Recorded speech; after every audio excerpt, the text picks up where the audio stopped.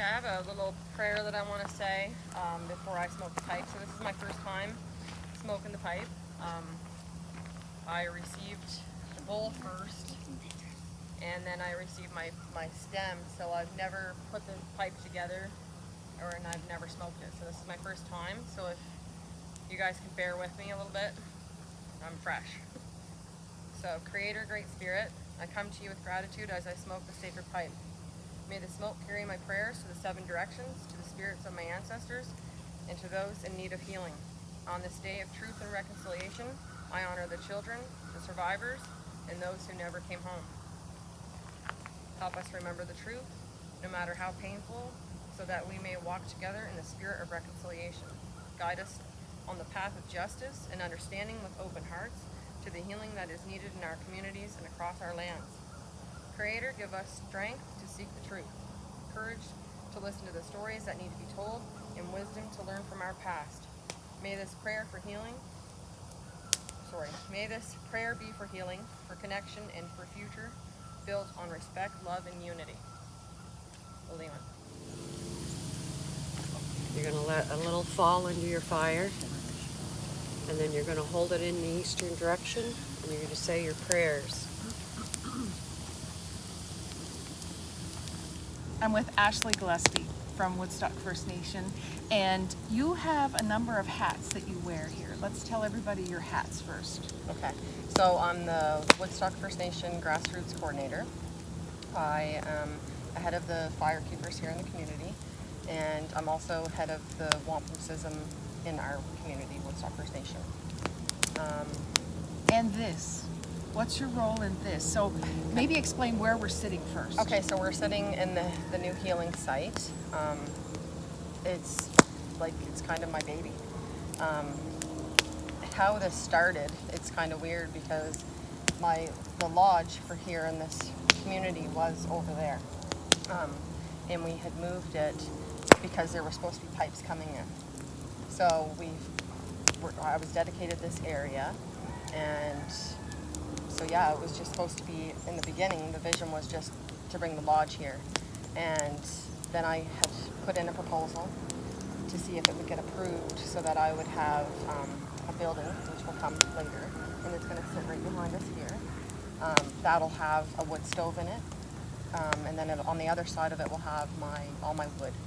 So the firekeeper that sits here, in all elements, because they come out in rain, they come out in snow, and it's cold. So I wanted them to be warm. There's no power to it either, because I didn't think of all of those things. But I just wanted the person to be warm, basically, because I don't like to be cold. So I wanted them to be warm and out of the elements, but they could still watch the fire. So that was my goal for that. And then for the space, why it developed this way, it actually, when we first started, it was just the lodge, and a little bit of that area was cleaned there. And then the path going from here over, why we put that there was to eliminate the dirt, tracking back and forth. And as we cleared it out, I was like, oh, wouldn't this be nice if there was lights and benches, and then so people can come here and just sit, and because it's a beautiful space. Like, it has a good feeling. I'm going to take a little video of it later, like Yeah. a walkthrough. But it's also accessible because down by the river is beautiful, but if you are elderly and making your way down there was kind of a challenge. It was, yep. And also, like, the elements down there are much more than here. So this is more, so you're open. Yeah, and it's a little bit more warmer and kind of more private too. Like, because there was a lodge down there at one point too, and I'm not taking away from that. And we can eventually later on put a lodge down there that will be just for summertime use. And so when I actually took this position on, I was running around thinking that I needed to do all of these things. No. So I thought that I had to be a lodge keeper. I thought I had to be, a medicine man. I thought I had to be all of these things, but actually that wasn't what I was supposed to do, right? I was just supposed to deliver it. But in that journey, I did 5 fasts to become a lodge keeper. So I can host a lodge, not exactly yet. I have my rights, but I have to go and learn under the guides that have taken me out. So I'll learn from them over the year, and then I can pour my own. So today was my first pipe ceremony. So what was that like? It was powerful. It was emotional. I almost got a little teary-eyed there a couple times. Um, but I worked hard to get there. And then that was the other thing with that too. I didn't realize in order to become a lodge keeper, you have to have a pipe, because you have to have a pipe in the lodge, right? Okay. So, so they go hand in hand, but I didn't realize that when I was on my journeys. So in terms of today's ceremony, there were some people here that weren't here, but they were here, it seems. Yep. You lost a daughter, you said 17 years ago? 17 years ago this year, yeah. Tell me about the signs of her here with you today. So I didn't notice, but a good friend of mine and my cousin picked out that there's a little cocoon over here. Yeah, a chrysalis waiting for... Yep. Yeah. Yep. So we think of my daughter as a butterfly, and yeah. So when she had passed, she was actually wearing butterflies on her PJs, and so I actually have tattoos of those butterflies, and it's on her tombstone, and yeah. So we think of her as a butterfly, and actually the day that we were putting the lodge up, there was monarch butterflies here. Yeah, and so we think of her as monarch butterfly. But my oldest daughter is actually her spirit animal is a monarch butterfly, also. So it's really, yeah, it's really significant to us, like the butterfly is. In terms of what you did today, and what you're doing this week, why is that important? Because I think that if people that aren't from here, if they come in and they join in the things that we do, then they're going to have a little understanding, because I mean, we're labeled bad, right? And I don't think, like, I think that's wrong, because I don't think that we're all bad here, right? Like, there's bad that happens here, but I think that that's, like, even the people that choose to do bad things, I think that is because of, like, from before, right? Like generational trauma. Like, I believe in that. You don't have to believe in it, it's real. It is. Well, it is. I see it. Like, I live It's it. scientifically, Yeah. there's data on that. There is, so. yeah. And actually, so my grandfather being that way, not being that way, he lived it. It has affected us. It has, because I don't like school.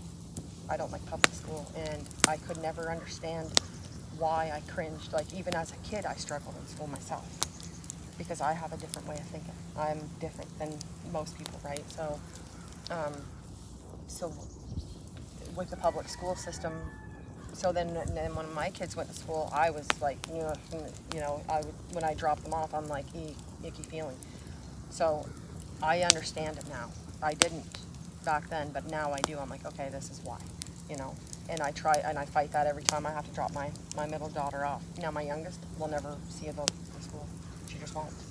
And it's because, well, she's autistic, and she has sensory processing and Tourette's, and she had been, some stuff has happened to her, and so I decided, no, she's going to be home, and she'll learn. She's actually one of my firekeepers too, my youngest firekeeper, actually.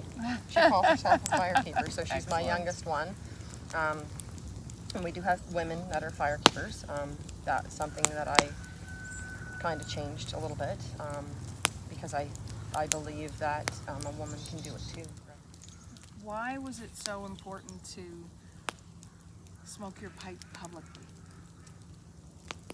It really wasn't, actually, because after I got to thinking about it, I was like, ooh, maybe I shouldn't have done this, because I didn't know what I was doing, right? It was the first time that I put the pipe together and everything, like it was all new. I think that it's important, because I think that if you guys can join in on that and see that, I think that it's healing, not just for us, but like in its teaching. If like healing is teaching, I think, or something like that. I just think that you guys should see those things. Like, you should be invited to them, and you should see them, because I think that they're special. The ceremonies are special, and I don't think that they should be hidden. I think that they should be, because we had to hide them.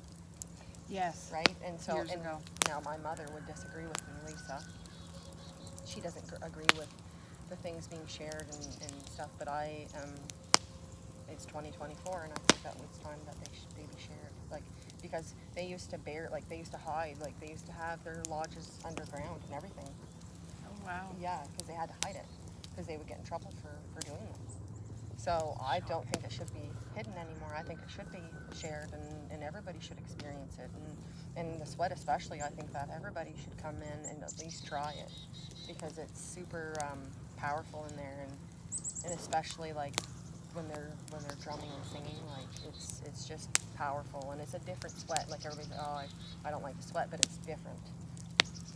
It's spiritual. It is, absolutely. Like, Yeah. so they, like, some people say that's their church. Not mine. It's just a place where I go and I do pray there, yes. But it's not a church to me. It's just a place to go. What do you want people to know about your community? Oh, I want them to know that it's a beautiful place, and there's beautiful people here, and there's beautiful teachings, and I want them to come. I welcome them all. Really, I do. It's, you know, I mean, there's some bad, but there's always, you gotta You have say the, that, but I've lived here 18 years and I've seen the transition of this community. oh yeah, it's beautiful here. It's been Like, huge. And you know, and that's the thing too, like, you gotta have to go with the bad. It's a balance, right? Even But that's with every community, not just Yeah. Indigenous communities, yeah, right? absolutely. And in anything you do, you gotta have the balance, right? There's always a balance. So. Ashley and I were sitting here and the phone went off, like literally went black because the phone got too hot. So we didn't get a chance to finish our little chat. So let's talk a little bit about the sweats. You offer sweats twice a month, you said? Yep. And that is open to anybody. So tell us a little bit about that. So every Wednesday and Saturday, not every, sorry, once a month, on a Wednesday and a Saturday, we will have a sweat open to everybody. It's open to the public and everything. We don't turn anybody away. The only thing we do ask is that you come sober. And it used to be that you would come 4 days clean. I mean, that's preferable, but if that's not the case, that's okay. We're not going to turn anybody away. And that's the same. I just want to say this real quick. If you, let's say we were having a sacred fire for a death, or the sacred fire right now, and let's say you came here and you had a few drinks, we're not going to turn you away, because it's healing for you, right? And if we can help one person, then we help one person, right? And so we will make sure you're safe. The firekeeper, well, they know all like the protocols that they have to do. Yeah. They'll make sure that that person is safe, but that person can't go into the lodge, and they can make their offering, because it's just as good, you know, as because some people won't come sober. Do you know what I mean? Like, Yeah. they're They need that scared. crutch. They need the crutch, and we don't turn that away. Okay. But yeah, so the sweats that we are here on those days are usually at 1 p.m. and there's usually a small feast afterwards, and it's rotating. Usually my Wednesdays is the same person. It's usually Marty Bear from Tobic.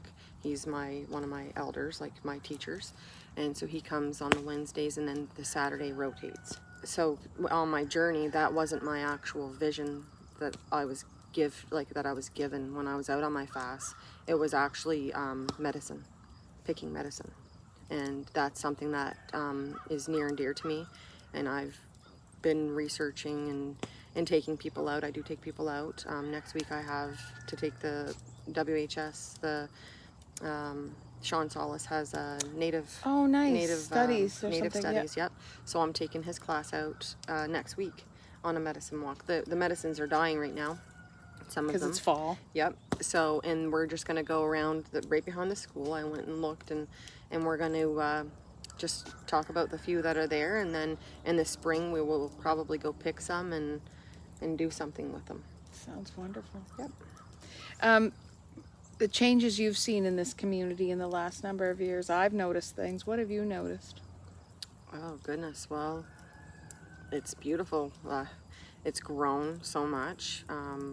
There seems to be a pride here that I didn't feel when I visited, I would say 18 years ago. Yeah. Oh yeah. The pride's come up quite a bit. And the community really comes together, especially in death or in bad times, and I like that, because there's always a kind of a division here, and it's sad, but there are times where we come together, and that's good.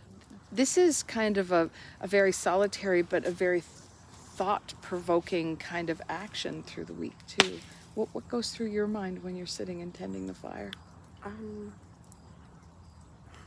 Well, I just I pray every time I'm here, right? Because the fire is our ancestors as well. So I pray the whole time I'm here, and I pray for the community. I pray hard for the community, actually. And I just hope for good things. And not just for this community, for everybody, you know? In all communities, actually, because there's been a lot of deaths going on. Yeah, a lot of heartache lately. Yeah. So I just try to pray the whole time I'm here. Thank you for sharing, Ashley. Yep, you're welcome. Thank you.